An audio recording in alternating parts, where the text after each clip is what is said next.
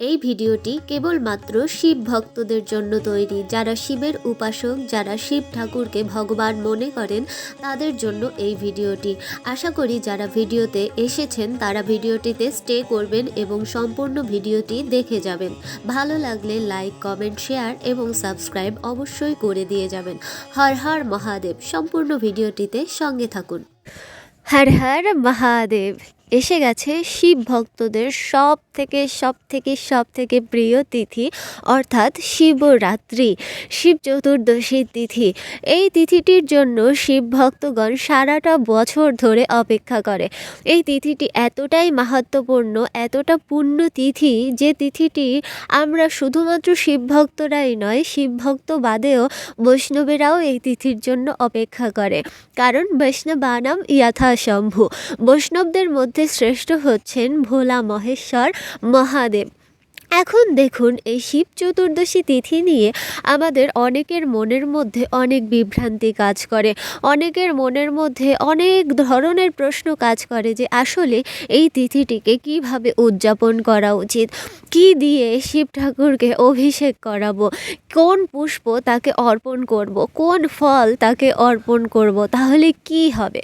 আসুন আজকে এই তিথিটি বিষয়ে সকল তথ্য যা আমি জানতে পেরেছি সেই সকল তথ্য আপনাদের সঙ্গে শেয়ার করব শিব চতুর্দশীর আগে, যাতে করে আপনাদের এবছরের শিব চতুর্দশী উদযাপন সফল হয়। তো চলুন শুরু করা যাক। প্রথমে আসি শিব চতুর্দশী তিথি। আমরা এই তিথিটির উপবাস কবে পালন করব?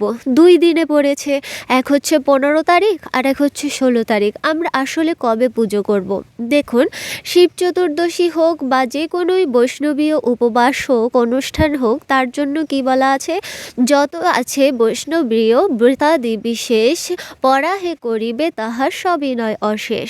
মানে কি, বৈষ্ণবীয় যত ধরনের ব্রত আদি বিশেষ আছে তা কি করতে হবে? পরাহে মানে পরের দিনে পালন করতে হবে। যেমন একাদশী কিন্তু প্রত্যেক তারিখই প্রায় 2টো পড়ে, আজকে একটা কালকে একটা, এরকম। যেটা বৈষ্ণবীয় মতে পালন করা হয় তা পরাহে, অর্থাৎ পরের দিনে পালন করা হয়। তো যারা শিব ভক্তদের মধ্যে বৈষ্ণবও রয়েছেন তারা কি করবেন? পরের দিনে পালন করবেন। কারণ কি, বৈষ্ণবানাম যথাশম্ভু, শিব ঠাকুর স্বয়ং বৈষ্ণব। এখন তাহলে কথা হয়ে গেল যে আমরা 15 তারিখে কারা পালন করবে? যারা শৈব মতে, যাদের গুরুদেবদের আদেশ আছে, তারাই কেবলমাত্র 15 তারিখ এই উপবাস পালন করবে। আর যারা সেই মতে নয়, যারা বৈষ্ণব মতে, যারা শিব ঠাকুরকে অ্যাজ আ বৈষ্ণব পূজা করে, তারা কি করবে? তারা 16 তারিখে শিব ঠাকুরের পুজো করবে। এখন প্রশ্ন হলো যে শিব পূজা আমরা কখন করব, কোন সময় তাকে অভিষেক করব, তাহলে কি ফল লাভ হবে? দেখুন, শাস্ত্রে উল্লেখিত আছে, দিনে না পূজ্যই লিঙ্গম, রাত্রি চৈব না পূজ্যই, সর্বদা পূজ্যই লিঙ্গম, দিন রাত্রি নিরোধাতঃ। অর্থাৎ দিনে শিব পূজা করা যাবে না। তাহলে লিঙ্গ পূজা কখন করতে হবে? রাত্রে চৈব না পূজ্যই, রাত্রেও করা যাবে না। তাহলে বেলা তো এই দুটোই, এক হচ্ছে দিন, এক হচ্ছে রাত। আর পুজো কখন করব?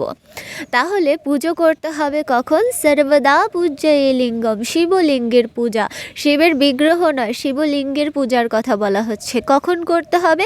সর্বদা পূজ্যই লিঙ্গম, দিন রাত্রি নিরোধতঃ, যখন দিন এবং রাত্রির মিলন হবে। যেমন যেটাকে আমরা বলতে পারি সন্ধ্যাকাল। এখন সন্ধ্যা কি সেই যে প্রদোষকাল সেই সময়টা?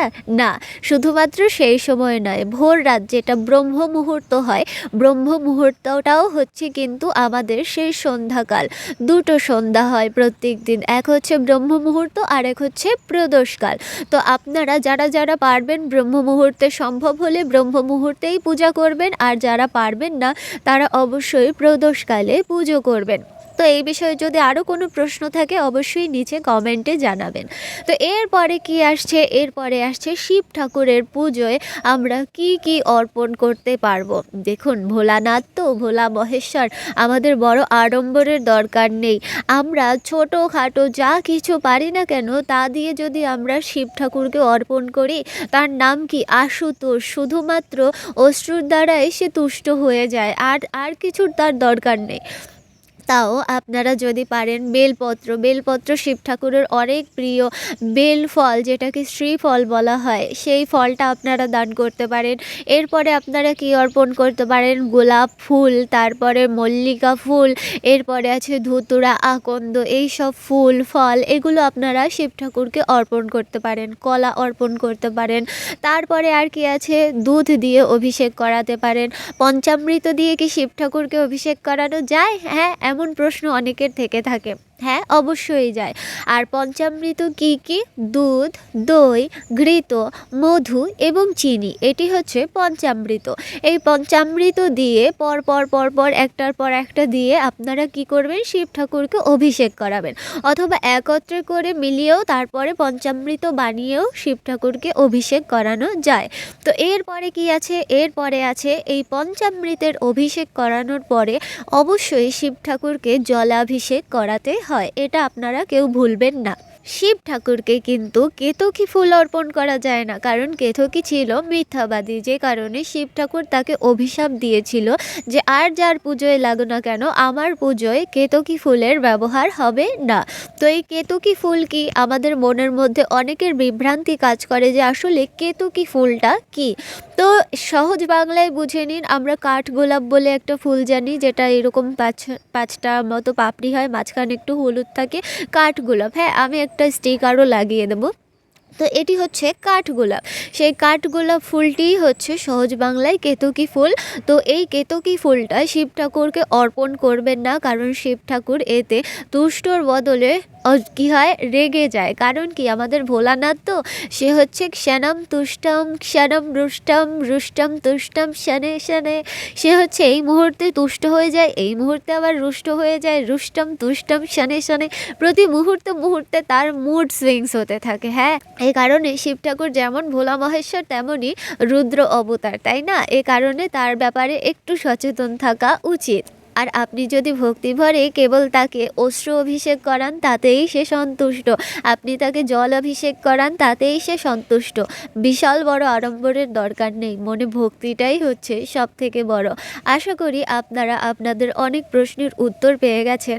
তো আরও যদি কোনো রকমের প্রশ্ন থাকে অবশ্যই কমেন্টে লিখে যাবেন, আমি চেষ্টা করব আপনাদের প্রশ্নের উত্তর দেওয়ার। হর হর মহাদেব।